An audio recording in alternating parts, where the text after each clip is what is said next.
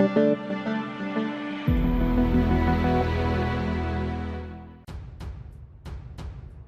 to hard reset Realme X3.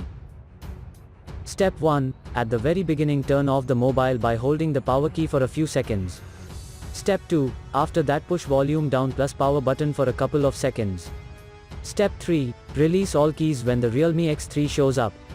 For further detailed guide, please check the link in the description. There you will find further steps on how to hard reset your smartphone.